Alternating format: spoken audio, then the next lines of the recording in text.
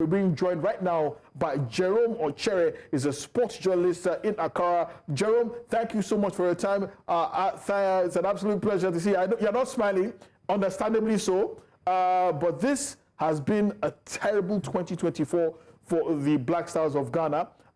Trust me, even here in Nigeria, we're not happy about it, but it all started from an abysmal Africa Cup of Nations showing. Where exactly is the problem now? A lot of people are saying the Koto Kwaku board should resign. A lot of people are saying that Ghanaians should actually throw Otto Addo out of the window or hand him a ticket to Germany as fast as they can. So even blaming the players as well. Where exactly does Ghana lay this blame? I think it's with the leadership of the Football Association in Ghana, because for me, everything starts and ends with leadership.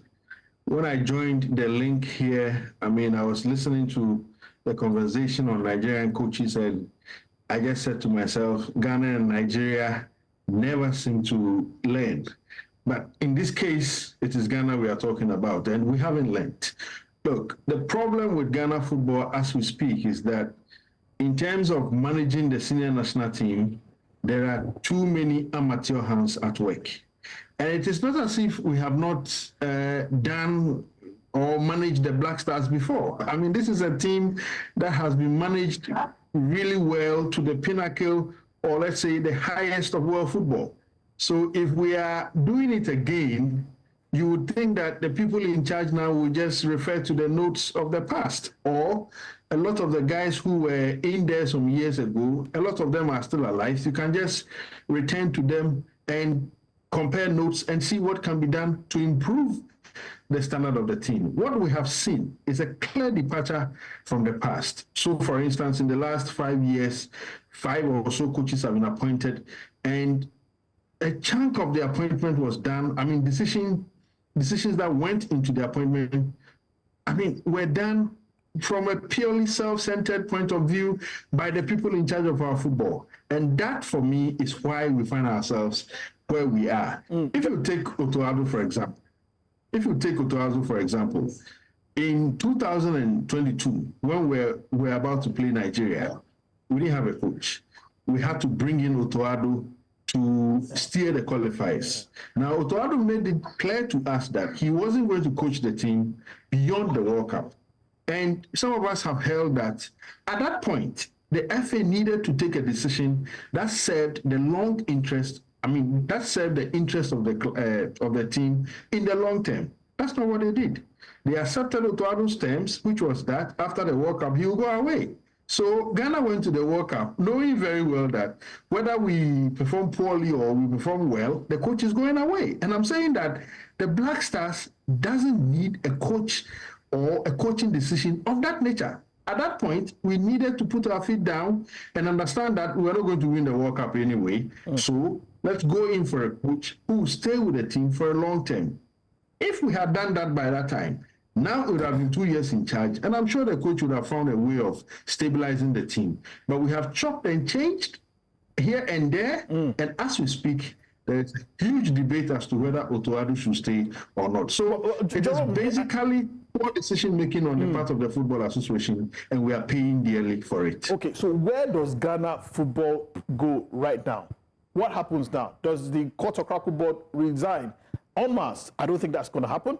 But what is the future for Ghanaian football now? Because this is pretty much a major downer. After playing very badly at the Africa Cup of Nations, now not being able to qualify for the next Africa Cup of Nations, something has to be done.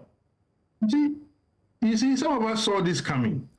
When we went to the AFCON 2021, played in 2022 in Cameroon, we saw this coming because Ghana had not been to an AFCON without winning a game. There have been instances where we exited in the group stage, but at least we won a game. In 2022, we didn't win a game. Just like the last one, we also did not win a game. And the indications were clearly on the wall that if we do not stabilize the team's front, we were going to reach this point. Where we go from here, I don't think Ket and his FA team, they are going to resign because, let me tell you this, just before he even completed his first term in office, he was thinking of changing the constitution of the FA to go for a third term. So I do not see this administration as one that would want to quit, under pressure. They would want to stay on. And today, the team manager of the team has been speaking on some radio stations, making it clear that they would want to stabilize the front and see what will happen from here.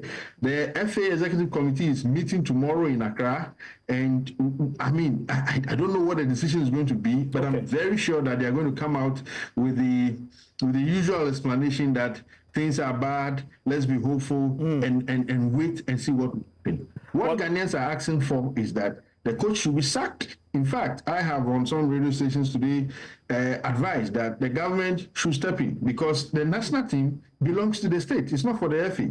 Unfortunately for us, we are 2-3 weeks away from election. I do not think the government will want to do anything to cause disaffection for it. But then I'm sure that after the election, the government will take action and there will be some substantive decision on the future of the coach. I don't think it will be right for us to rush to get Otuado out, but then some clear messages must be sent to the FA that they can't Jerome they have done. Jerome, thank you so much for your time. We've basically run out of time, but thank you so much for joining us all the way from Accra tonight, speaking about the Black Stars and the future for Ghanaian football. It's an absolute pleasure to have you on the show. Hopefully, we'll be getting you in the coming weeks, and when the future is the path to the future for Ghanaian football is a bit clearer. But thank you so much for your time.